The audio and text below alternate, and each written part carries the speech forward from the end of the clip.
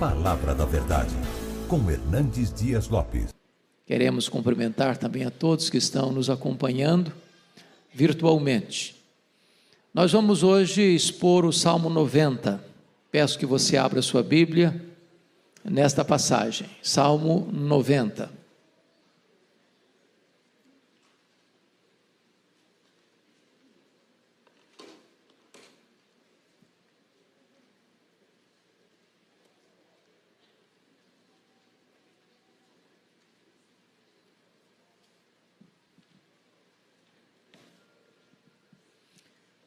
Salmo 90 trata da eternidade de Deus e da transitoriedade do homem. Este é um salmo de Moisés e ele diz assim: Senhor, tu tens sido o nosso refúgio de geração em geração. Antes que os montes nascessem e se formassem a terra e o mundo, de eternidade a eternidade, tu és Deus. Tu reduzes o homem ao pó e dizes: tornai filho dos homens. Pois 1000 anos aos teus olhos são como o dia de ontem que se foi e como a vigília da noite. Tu os arrastas na torrente, são como um sono, como a relva que floresce de madrugada. De madrugada viceja e floresce, à tarde murcha e seca. Pois somos consumidos pela tua ira e pelo teu furor conturbados. Diante de ti puseste as nossas iniquidades, sob a luz do teu rosto os nossos pecados ocultos. Pois todos os nossos dias se passam na tua ira, acabam-se os nossos anos como um breve pensamento. Os dias da nossa vida sobem a 70 anos, ou, em havendo vigor, a 80. Neste caso, o melhor deles é canseira e enfado, porque tudo passa rapidamente e nós voamos. Quem conhece o poder da tua ira? E a tua cólera segundo o temor que te é devido? Ensina-nos a contar os nossos dias, para que alcancemos coração sábio. Volta-te, Senhor. Até quando? Tem compaixão dos teus servos. Sacia-nos de manhã com a tua benignidade, para que cantemos de júbilo e nos alegremos todos os nossos dias. Alegra-nos por tantos dias quantos nos tens afligido, por tantos anos quanto suportamos a adversidade. Aos teus servos apareçam as tuas obras e a seus filhos a tua glória. Seja sobre nós a graça do Senhor nosso Deus. Confirma sobre nós as obras das nossas mãos. Sim, confirma a obra das nossas mãos. Amém. Então eu quero hoje conversar com vocês sobre o tema a eternidade de Deus e a efemeridade do homem. Dos 150 poemas do Saltério, este é o mais antigo. Este salmo foi escrito há 3.500 anos. Esse salmo foi escrito por Moisés. E é o único salmo no Saltério que foi escrito por Moisés. Este salmo tem sido considerado por alguns estudiosos como a mais sublime composição humana e talvez o mais imponente na sua concepção teológica. Ele retrata com cores vivas e eloquentes quem é Deus e quem é o homem. Ao mesmo tempo que ressalta a eternidade de Deus, a santidade de Deus, também ele enfatiza a efemeridade humana e a pecaminosidade humana. Este salmo abre o quarto livro dos Salmos. Vocês sabem que os Salmos são 150 poemas divididos em 5 livros. O primeiro livro do Salmo 1 ao 41, o segundo livro do 42 ao 72, o terceiro livro do 73 ao 89, o quarto livro, começando com este Salmo 90 até o Salmo 106, e o quinto livro do Saltério, do 107 ao 150. Portanto, dos 5 livros do Saltério, este, o quarto, é o menor de todos. A maioria desses salmos são anônimos. Esse que abre o quarto livro do Saltério foi escrito por Moisés. Nós poderíamos, a grosso modo, dividir esse salmo em 3 aspectos. Primeiro, somos viajantes e Deus é o nosso lar. Versos 1 e 2. Segundo, nós somos aprendizes e a vida é a nossa escola. Versos 3 a 12. Terceiro, nós somos servos de Deus e o futuro é o nosso aliado. Versos 13 a 17. Eu gostaria então de, primeiramente, falar um pouco sobre o autor desse salmo antes de entrar no contexto dele e no conteúdo dele, para que vocês possam compreender o que ele está dizendo. Moisés é uma figura emblemática na Bíblia. Moisés é o grande legislador e o grande libertador do povo de Israel. A vida dele pode ser classificada em 3 grandes períodos de 40 anos. Os primeiros 40 anos no Egito, aprendendo a ser alguém.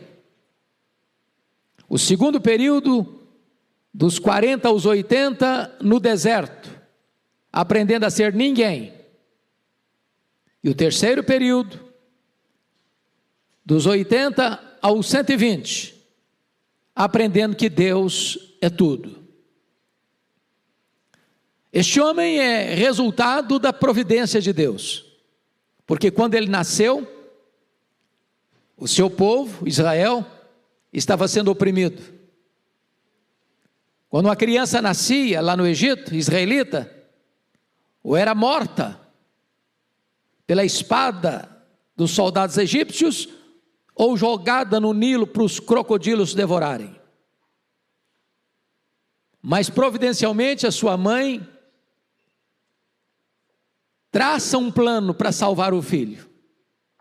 E as águas no Nilo, que deveriam ser a sua sepultura, transformam-se na sua tábua de salvação. Deus é o Deus da providência. Deus é o Deus que intervém com as suas ações soberanas na história, para virar a mesa da história.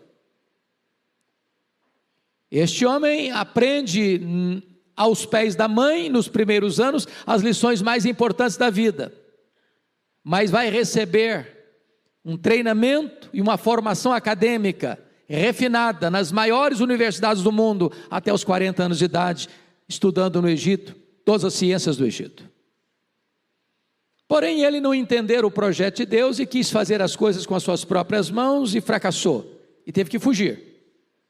E passa 40 anos, com todos os seus diplomas acadêmicos, com toda a sua formação intelectual, cuidando de ovelhas, numa região tosca, quente, desertificada do deserto do Sinai. Seus sonhos se esboroaram, colapsaram, e parecia que tudo estava perdido para ele, e ele teria que reduzir todos os seus sonhos a um deserto. Entretanto, quando o homem acha que não tem mais saída, quando ele esgota os seus recursos, Deus entra na história. Deus se manifesta a ele, numa sarça ardente, que não se consumia, e diz: Moisés, vá ao Egito e liberta o meu povo. Ele tentou dar muitas desculpas, mas Deus não aceitou nenhuma delas. E então ele vai ao Egito. E ali, na força do Onipotente, ele desbanca o panteão de deuses do Egito. Não ele, Deus através dele. Aquelas 10 pragas, na verdade, cada praga daquela era uma divindade que os egípcios adoravam. Antes de Deus tirar o seu povo do Egito, Deus está mostrando para o povo egípcio o seguinte: os deuses em quem vocês confiam são uma nulidade. E Deus permitiu isso, o endurecimento do coração do faraó, para que não ficasse para a história o registro que a libertação de Israel foi uma concessão de faraó, por causa da bondade dele. Porém, a libertação de Israel do Egito foi que o Deus Todo-Poderoso prevaleceu sobre as divindades pagãs do Egito. E então, Moisés passa os seus últimos 40 anos conduzindo esse povo pelo deserto, tendo as mais incríveis experiências da providência de Deus. O mar se abrindo, o maná caindo, a água brotando da rocha, o calçado não envelhecendo nos pés, a roupa não puindo no corpo, e Deus então conduzindo esse povo com vitórias esplêndidas e maiúsculas, até esse povo ser introduzido na terra de Canaã. Esse salmo foi escrito certamente no final da vida de Moisés, como uma espécie de testemunhal. Quem é Deus? Quem nós somos? E quão carentes da graça de Deus cada um de nós é. Então, com a Bíblia aberta comigo, no texto, vamos examiná-lo. Em primeiro lugar, vamos falar sobre a eternidade de Deus e a mortalidade do homem, nos versos 1 a 4.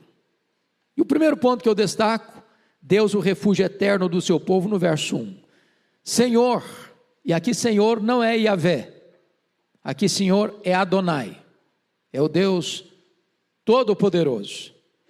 Senhor, Tu tens sido nosso refúgio de geração em geração. E a ideia aqui, não é só que Deus é refúgio no sentido de amparo, protetor, defensor. A ideia de refúgio aqui é maior do que isso.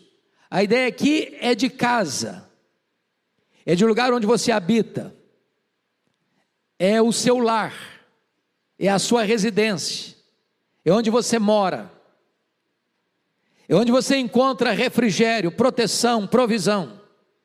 Aliás, o próprio Moisés já havia dito em Deuteronômio 33, versículo 27, o Deus eterno é a tua habitação. Vejam isso, irmãos. Moisés está escrevendo esse salmo no deserto, de tendas, dormindo debaixo da abóbora celeste, um céu estrelado, com todos os riscos de um deserto, das bestas feras, das víboras peçonhentas, da exposição a inimigos terríveis. Mas ele então entende uma coisa: diante dos riscos da vida, o nosso Deus é a nossa casa mais segura, é dentro dele que nós moramos, é nele que nós habitamos, ele é aquele que nos cerca por todos os lados, e ele é o nosso refúgio, ele é a nossa habitação. Quando? De geração em geração. Os nossos bisavós, os nossos avós, os nossos pais, nós, os nossos filhos, os nossos netos, os nossos bisnetos, os nossos trinetos, não importa quando, onde, Deus sempre foi, Deus é e Deus sempre será o nosso refúgio. Louvado seja Deus! Há poucos dias eu estava gravando um programa, Sala de Prosa, com o reverendo Jeremias Pereira, e o assunto em pauta naquela conversa era o fato de nós vivermos dias tão perigosos. E tem muitos pais hoje, muitos jovens casais, melhor dizendo, que dizem assim: olha, quer ter filho? Não, está muito difícil, está muito perigoso, está muito ameaçador. Então a pergunta que foi feita foi essa: por que um casal jovem, hoje, está optando em ter um cachorro e não um filho?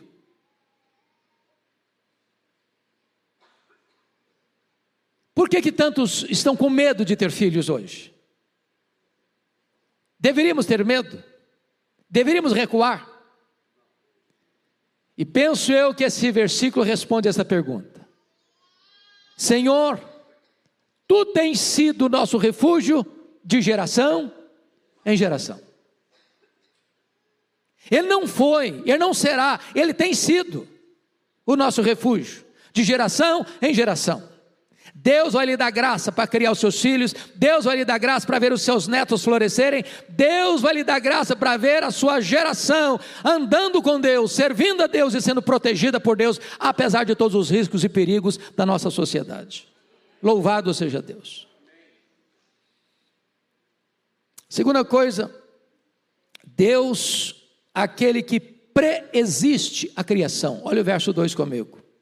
Antes que os montes nascessem e se formassem a terra e o mundo, de eternidade a eternidade Tu és Deus.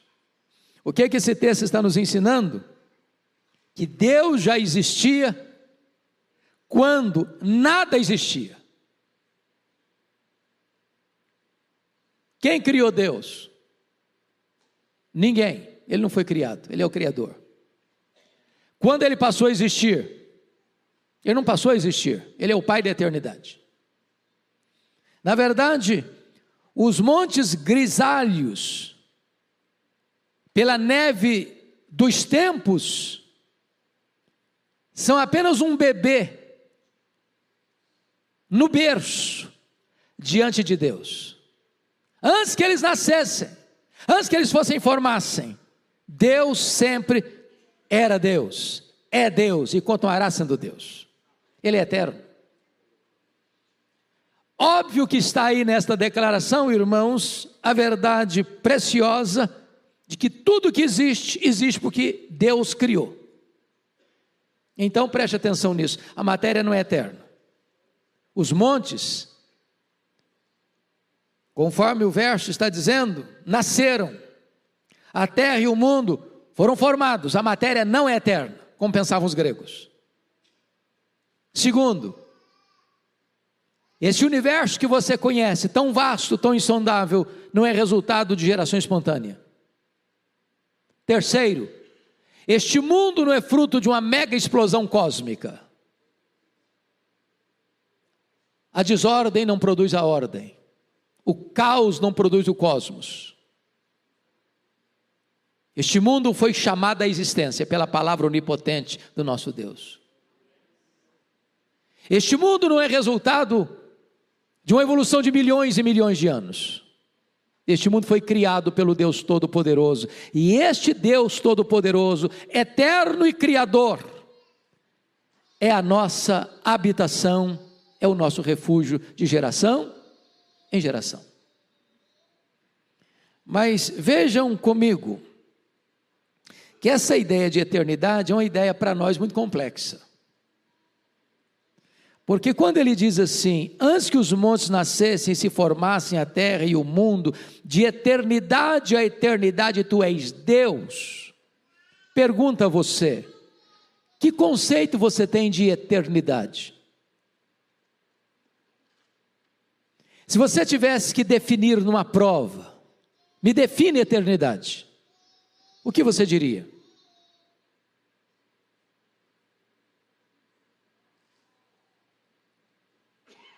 Se você me pedisse para definir tempo, talvez fosse melhor, mais fácil.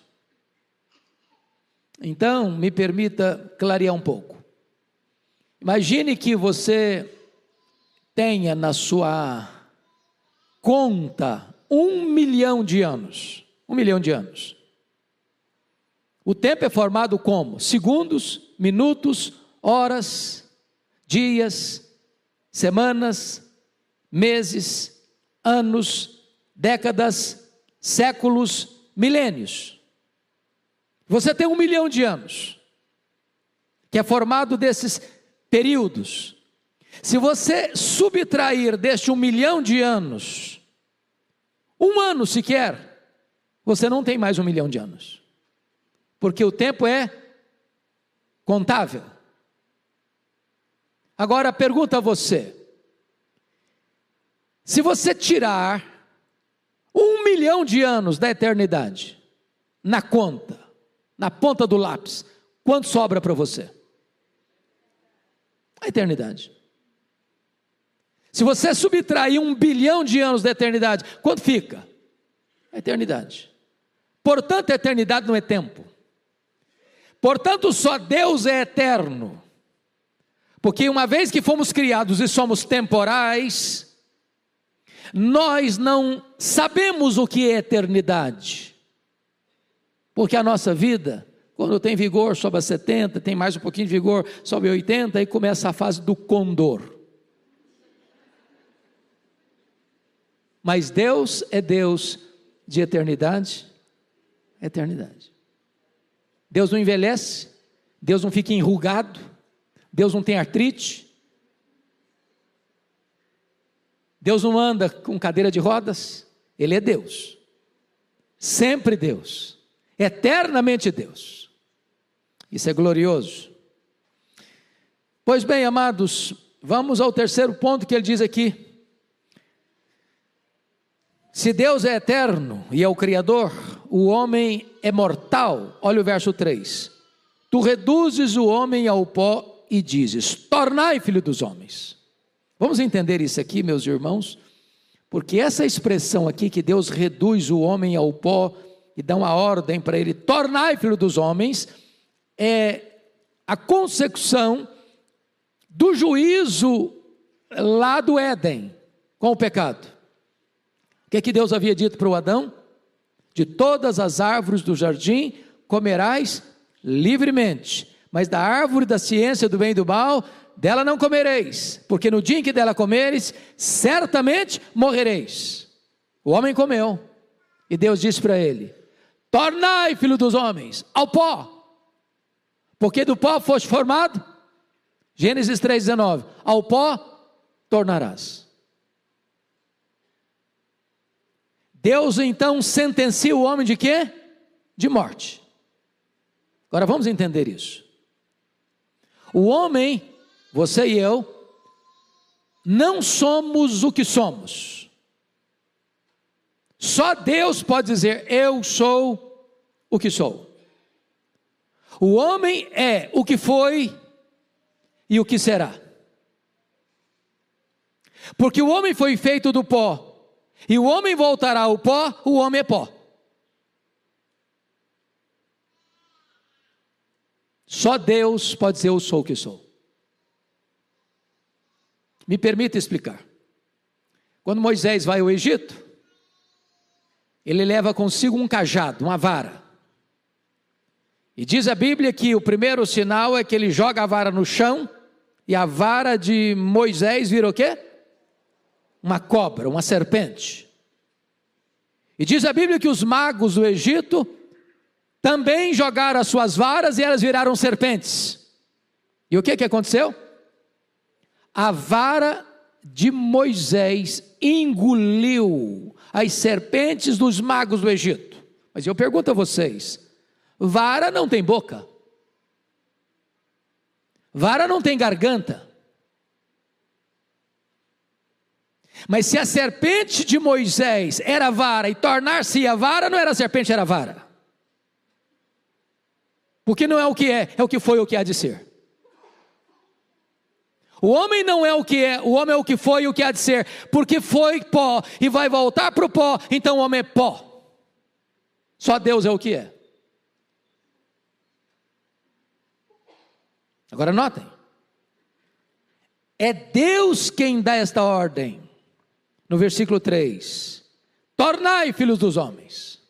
Em outras palavras, quem dá a vida é Deus, e quem tira a vida é Deus. Então sabe o que acontece? Você e eu estamos nas mãos de Deus. É Ele quem define, Ele quem decide. O homem é vulnerável e Deus é todo-poderoso. Essa é a verdade que Moisés, com tanta eloquência, retrata para nós. Mas em quarto lugar, vejam vocês que se o homem é mortal, Deus é atemporal. Confira o verso 4. Você pode ler o 4 comigo? Vamos juntos? Pois 1000 anos aos teus olhos são como o dia de ontem que se foi, como a vigília da noite. Meus irmãos, isso é impressionante, porque o tempo não é uma limitação para Deus. 1000 anos é um tempo suficiente para se levantar um reino e esse mesmo reino cair. 1000 anos é um tempo suficiente para um pensamento, uma ideologia, uma filosofia humana florescer e murchar. Entretanto,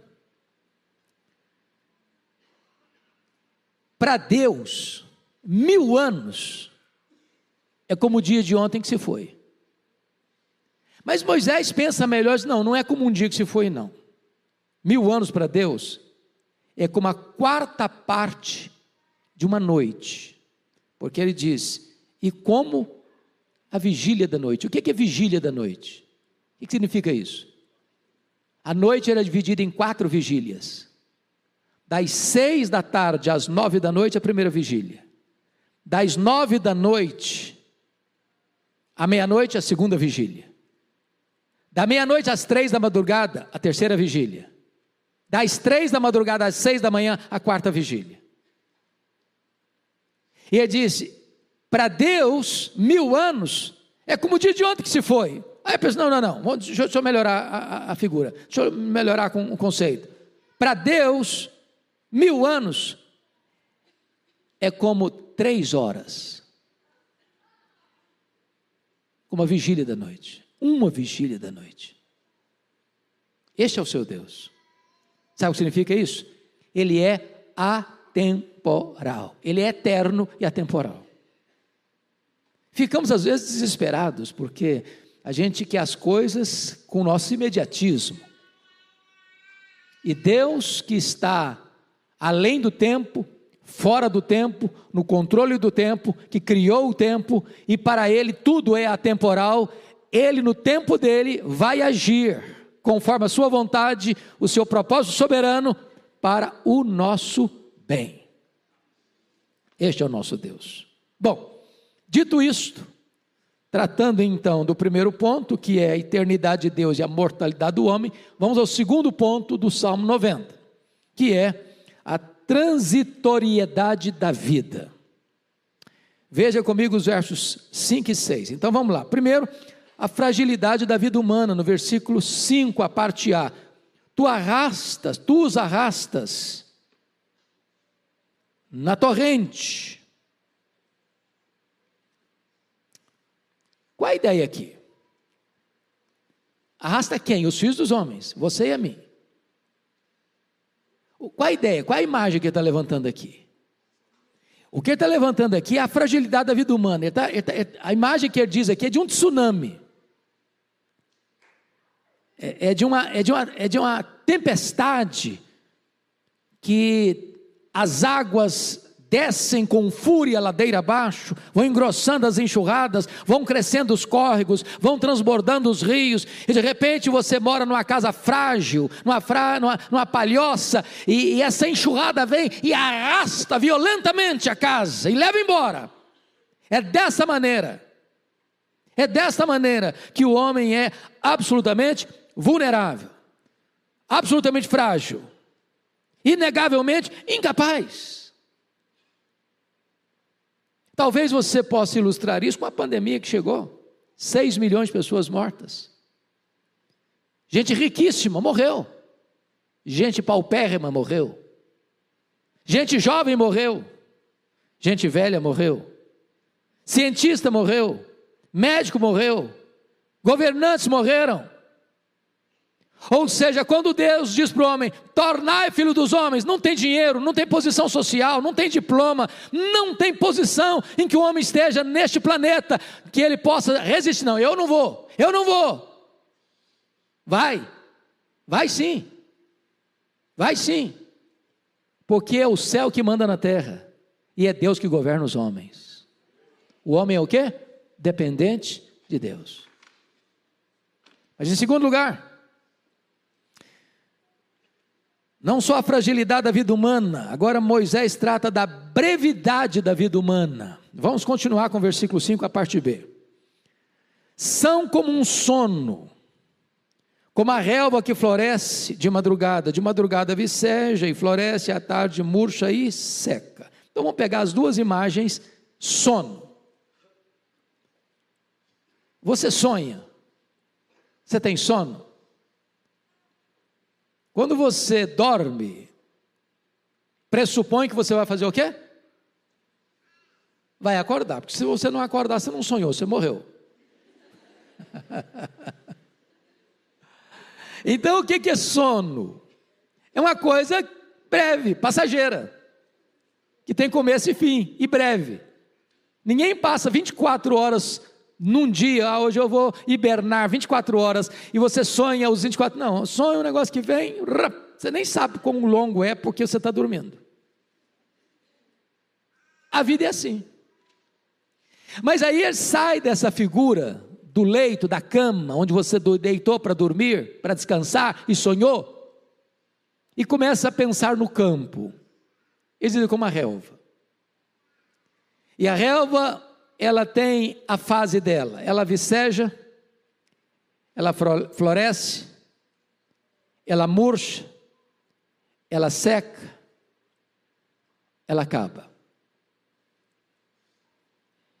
É assim a vida humana. Meus irmãos, o que isso significa para nós? Significa para nós. O que esse texto está nos mostrando é que você e eu não somos um cedro, nem você e eu somos um carvalho. Você e eu somos como relva, frágil assim, passa rápido assim pela vida. A Bíblia usa outras figuras. A vida é como um breve pensamento, ou como a agulha do tecelão. Você já viu uma pessoa costurando um bordado? Você não consegue contar a batida da agulha. É assim a vida. Ou como um corredor veloz. A vida é breve. É isso que o Salmo está dizendo. E por que ele está colocando isso? Ele está contrastando que Deus é eterno, que para Deus 1000 anos são como 3 horas. Se Deus é eterno, se Ele já era Deus antes que os montes fossem cobertos de neve, e os montes cobertos de neve não passam de um bebê diante de Deus, você e eu somos mortais, limitados, peregrinos, estamos apenas de passagem. Essa é a imagem que ele busca nos ensinar. Dependemos, portanto, de Deus para viver, dependemos de Deus para morrer. Pois bem, agora vamos ao terceiro ponto que ele vai ensinar para nós nesse salmo. Ele falou da eternidade de Deus e da mortalidade do homem. Ele falou da transitoriedade da vida, agora ele vai tratar da pecaminosidade do homem, nos versos 7 e 8. Olha aí comigo.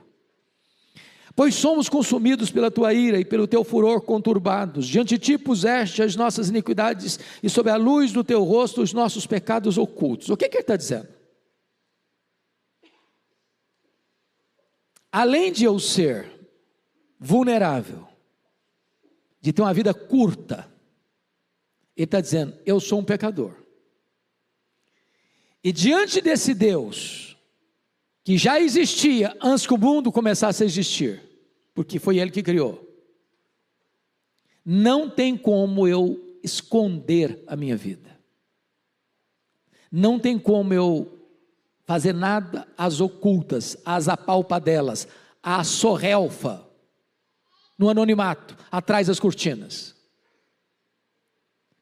A minha vida está escondida dos olhos humanos, em alguns momentos.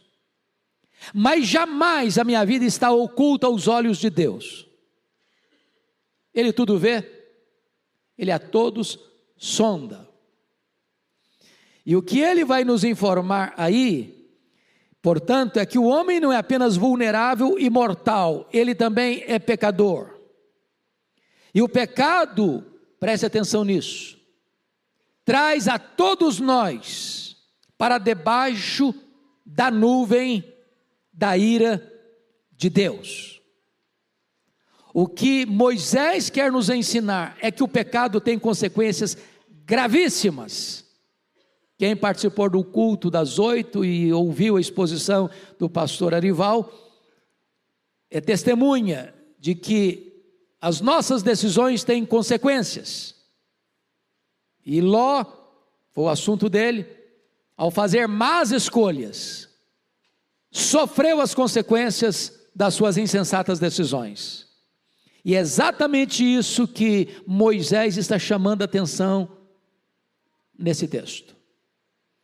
A ideia é que nós somos consumidos pela tua ira e pelo teu furor conturbados, ou seja, o pecado provoca a ira de Deus. O pecado não tem o agrado de Deus, e o salário do pecado é a morte. É isso que ele está enfatizando nesta passagem. Vamos para a quarta lição do texto. A vulnerabilidade do homem, versículos 9 a 12. Primeira coisa é a turbulenta e breve vida humana no verso 9. Você pode ler o 9 comigo? Vamos juntos? Pois todos os nossos dias se passam na tua ira, acabam-se os nossos anos como um breve pensamento. O que ele está querendo dizer com isso? A sua vida, a minha vida, não se desenrola num jardim grinaldado de flores, dentro de uma estufa. Não estamos blindados, vivemos num campo de batalha. E se você ler o contexto em que Moisés escreveu o Salmo, que foi na peregrinação pelo deserto, prestem atenção nisso. Quantas pessoas saíram do Egito com Moisés? Quantas? A Bíblia diz 600.000 homens, fora mulheres e crianças. Numa contagem pequena, provavelmente em torno de 2 milhões de pessoas. Como é que essa geração se comportou no deserto? Rebeldes contra Deus, desobedecendo a Deus, ingratos a Deus, provocando a ira de Deus, deixando Deus de lado e adotando deuses falsos.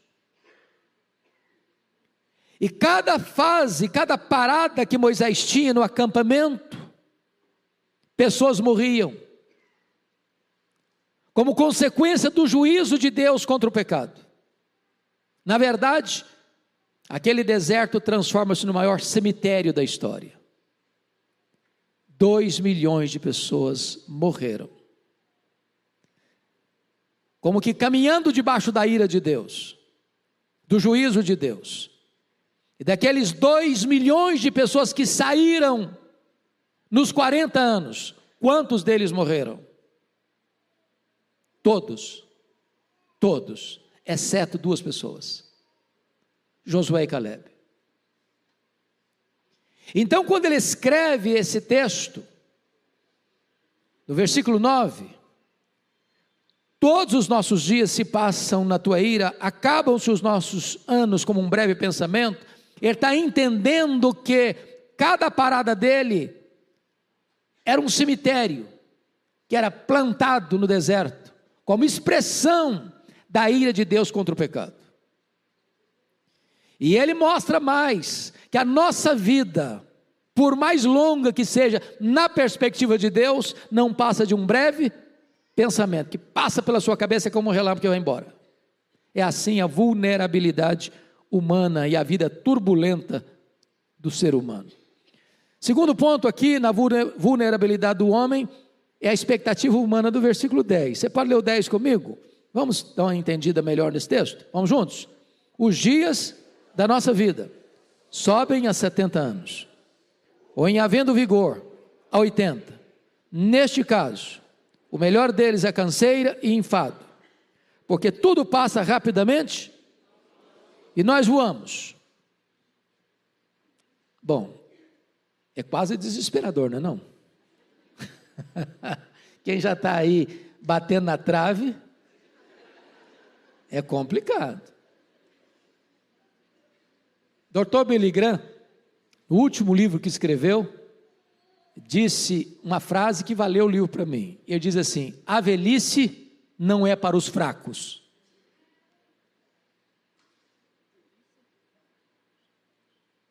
Embora ninguém quer morrer antes de chegar à velhice. Você não quer ficar velho, só morrer jovem. Simples assim.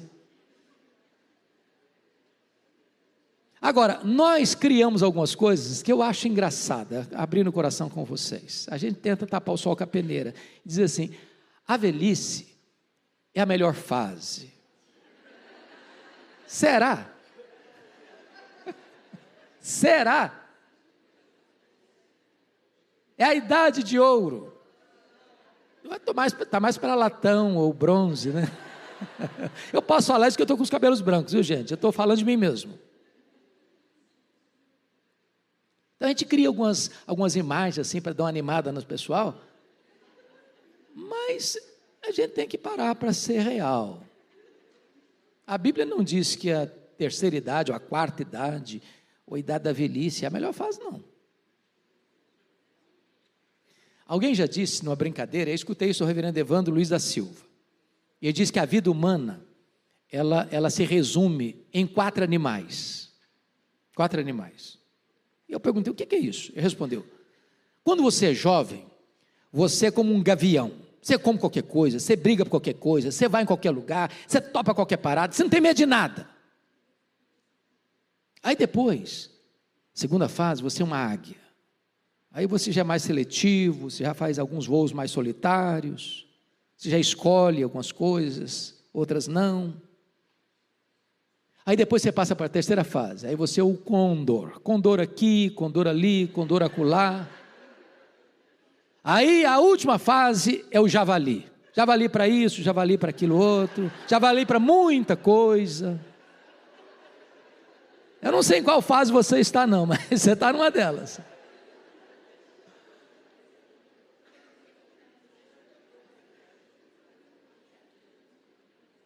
Bom, eu acho que o que ele está querendo dizer para nós no verso 10 é o seguinte: a velhice chega, e chega rápido. Abrindo meu coração para vocês, eu só tenho consciência da idade que eu tenho quando eu me olho no espelho. O espelho é terrível, porque não mente, ele é muito honesto. Porque tem hora que eu penso que eu sou um jovem. Minha cabecinha é de 18. Eu tenho sonhos, tenho projetos. Eu acho que eu só estou arranhando a superfície da vida ainda. Mas quando eu olho no espelho, ele me quebra todinho. Porque a velhice chega. Você nem viu chegar, mas chega. E chega para todos. Os cientistas estão tentando aí esticar um pouco mais, e eu sou grato a Deus por isso, sou muito grato. A expectativa de vida está esticando a vida um pouco, mas jamais chegará ao ponto em que o homem possa driblar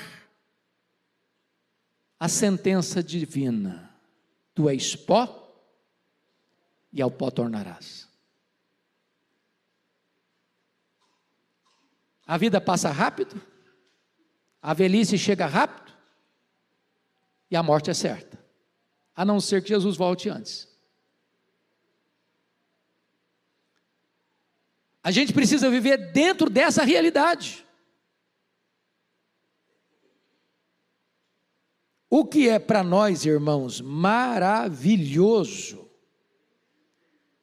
é que quando Moisés escreve esse texto, ele não está escrevendo dentro da perspectiva cristã, da esperança que nós temos. Porque agora a esperança que nós temos é que Jesus, o Verbo eterno, se fez carne, habitou entre nós, tomou o nosso lugar, morreu na cruz, foi sepultado, e como que numa conspiração divina, quando todas as forças do mal pensavam que estavam ganhando de goleada dele, ele entra nas entranhas da morte, arranca o aguilhão da morte, mata a morte e ressuscita, inaugurando a imortalidade. E diz para você e para mim: eu sou a ressurreição e a vida, e quem crer em mim não morrerá eternamente. E agora, para você e para mim, morrer é deixar o corpo e habitar com o Senhor. Morrer é lucro, porque é partir para estar com Cristo, o que é incomparavelmente melhor. E agora morrer não é um fracasso, porque a Bíblia diz: bem-aventurados são aqueles que desde agora morrem no Senhor, para que descansem das suas fadigas e as suas obras os acompanhem. É bom demais ser crente, sabia? Nós não precisamos ter medo da morte mais, porque a morte já foi vencida. Bom, mas prosseguindo no pensamento de Moisés, terceiro ponto é o incognoscível poder da ira divina, no verso 11. Quem conhece o poder da tua ira e a tua cólera, segundo o temor que te é devido? Meus irmãos, vamos parar um pouquinho. A nossa geração não gosta desse tema, não é verdade? Qual foi a última vez que você escutou um sermão sobre a ira de Deus?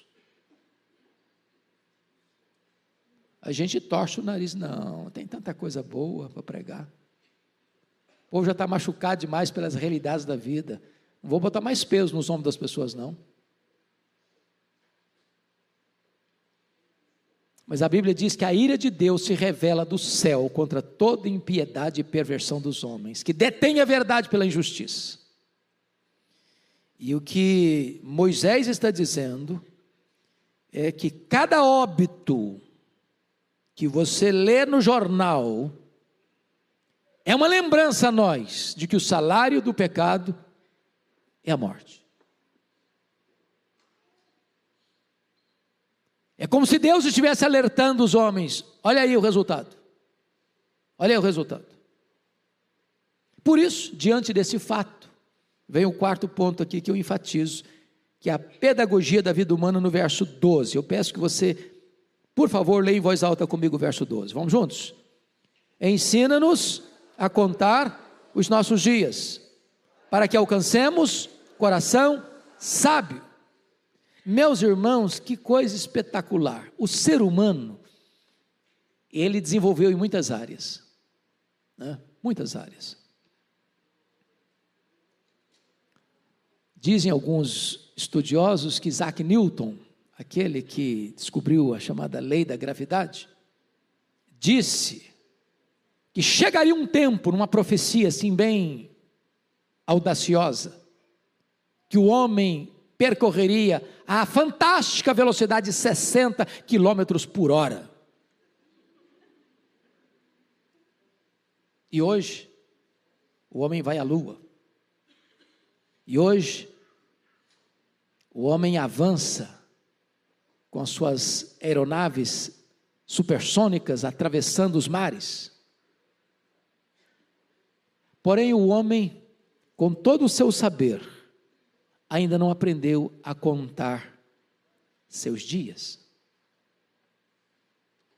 Não tivemos ainda sabedoria suficiente para viver. Viver bem, de forma saudável, para cuidar do nosso corpo, para cuidar da nossa saúde, para cuidar das nossas emoções, para cuidar das necessidades espirituais. Às vezes passamos pela vida correndo atrás de tanta coisa, como diz Salomão no Salmo, no Eclesiastes 2, buscando prazer na bebida, buscando prazer na riqueza, buscando prazer no sexo, buscando prazer na fama, e descobrindo que tudo isso não passa de vapor, de bolha de sabão, de vaidade. Não temos as prioridades certas, não investimos nas causas certas, não valorizamos as pessoas certas que estão do nosso lado, dentro da nossa casa. E o pedido dele, humildemente, é este: Senhor, ensina-nos a contar os nossos dias. Para o quê? Para que alcancemos coração sábio. É desse jeito. Buscar as primeiras coisas primeiro. Muito bem, vamos então agora para o último ponto da minha exposição, do Salmo 90, que é a súplica do homem, dos versos 13 a 17. Tem 5 pontos aqui breves que eu destaco. Primeiro, uma súplica por compaixão no verso 13. Pode ler o 13 comigo? Vamos lá? Volta-te, Senhor. Até quando? Tem compaixão dos teus servos. O nosso pecado faz Deus ficar irado, porque Deus não é um ser amorfo, amoral. Deus tem prazer na virtude, Deus rejeita o pecado.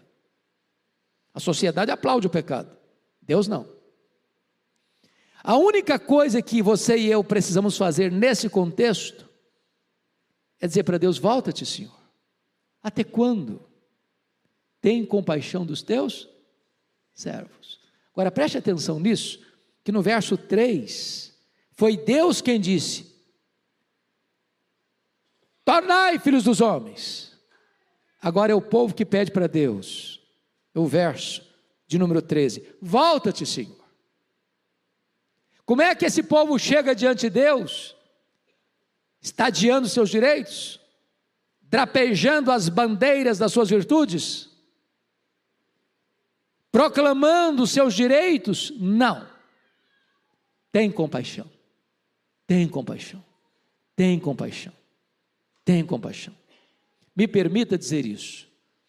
Não tem espaço para orgulho no coração do homem, se ele entende duas verdades. As duas verdades do Salmo 90. Primeiro, que Deus é eterno, que Deus é soberano, que Deus tem o controle de tudo. E se eu reconheço, em segundo lugar, que eu sou mortal, vulnerável, pecador, e que careço da graça de Deus para nascer, para viver e para morrer. Pode ter certeza disso. Uma pessoa soberba, ela não conhece a Deus. Segundo, uma pessoa soberba não conhece ela mesma. É impossível conhecer a Deus e a si mesmo e ter o nariz empinado. O pedido é de misericórdia, compaixão. Segundo ponto, uma súplica por satisfação. Você pode ler o 14 comigo? Vamos juntos? Sacia-nos de manhã com a tua benignidade, para que cantemos de júbilo e nos alegremos todos os nossos dias. O que esse homem está pedindo? Ele está fazendo um pedido por satisfação. Sacia-nos. E o que ele pede? Dinheiro? Riqueza? Sucesso profissional? Saúde? Fama? O que ele está pedindo para Deus para se sentir saciado? A benignidade de Deus. Sabe o que ele está dizendo, irmãos, trocando em miúdos? Essa fome que você tem dentro de você, foi Deus quem colocou. Eclesiastes 3,11 diz que Deus botou a eternidade no coração do homem, e nada daquilo que é terreno e temporal vai preencher esse vazio. Só Deus preenche esse vazio. Essa é uma súplica por satisfação que você só encontra em Deus. Nós chamaríamos isso de avivamento espiritual.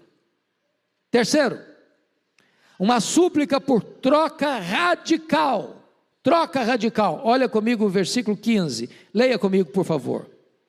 Alegra-nos por tantos dias, quantos nos tens afligido, por tantos anos, quanto suportamos a adversidade. Sabe o que ele está dizendo? Ô Deus, na mesma proporção E no mesmo tempo que nós fomos afligidos por causa dos nossos pecados, ó Deus, alivia para nós, traz alegria para nós, dá vitória para nós. O que na verdade Ele está pedindo é que Ele anseia pela alegria na mesma medida que Ele suportou a adversidade. Ele está pedindo tempos de refrigério. Irmãos, isso a gente tem que fazer também, sabia? Às vezes você passa a vida inteira gemendo, a vida inteira chorando, a vida inteira sofrendo. E a oração de Deus, assim como nós enfrentamos todos os anos sofrimento, ou todos os dias tristeza, ô Senhor,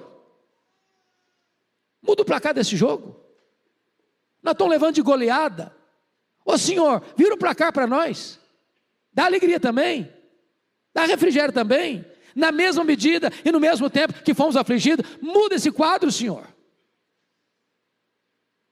Você tem feito essa oração?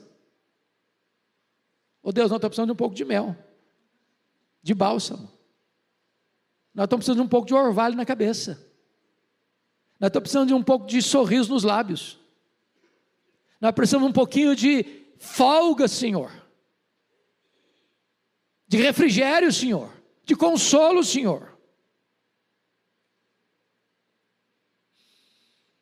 Mas amados, finalmente, Ele suplica pela manifestação da glória e da graça de Deus nos versos 16 e 17. Você pode ler comigo para a gente fechar? Aos teus servos apareçam as tuas obras, e a seus filhos a tua glória. Seja sobre nós a graça do Senhor nosso Deus. Confirma sobre nós as obras das nossas mãos. Sim, confirma a obra das nossas mãos. Você se lembra quando Moisés pediu para ver a glória de Deus? E Deus diz: não, você não vai ver a minha glória. O que é a glória de Deus? É a manifestação plena de Deus em todos os seus atributos. E a Bíblia diz que diante da glória de Deus até os serafins cobrem o rosto. Deus diz para Moisés: eu não vou te mostrar a minha glória, você não vai suportá-la, mas eu vou te mostrar a minha bondade, eu vou te mostrar a minha graça. Nas palavras de Paulo, a minha graça te basta. E o que Ele está pedindo, seja sobre nós a graça do Senhor nosso Deus. A graça é suficiente, o poder se aperfeiçoa na fraqueza. E se Deus resplandecer sobre nós o seu rosto e trouxer sobre nós a sua graça, então nós vamos caminhar vitoriosamente, de uma forma feliz, de uma forma plena, de uma forma segura. E Ele pede: Senhor, confirma sobre nós as obras das nossas mãos. Sim, confirma a obra das nossas mãos.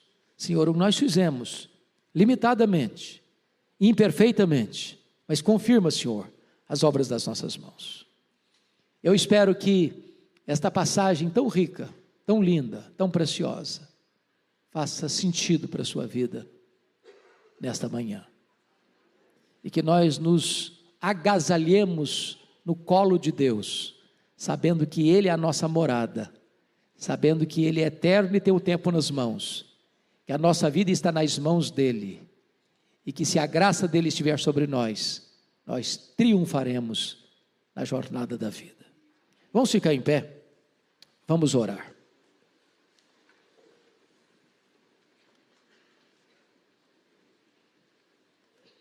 Senhor Deus, nós te adoramos e exaltamos o teu nome,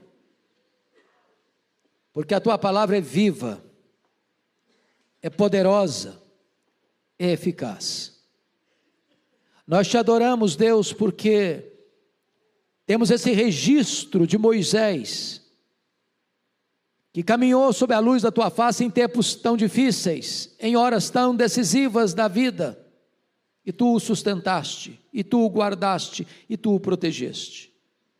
Aqui está o teu povo, que caminha também num mundo minado por tantos riscos e perigos, que tantas vezes lançam sombra no nosso coração, arrancando lágrimas dos nossos olhos, fuzilando a nossa alma com os dardos inflamados da dor e do sofrimento. E nós te pedimos, Senhor, assim como temos sido afligidos, dá-nos alegria, dá-nos refrigério, dá-nos um tempo de restauração, para que nos alegremos em Ti, na mesma medida e no mesmo tempo que suportamos tristezas.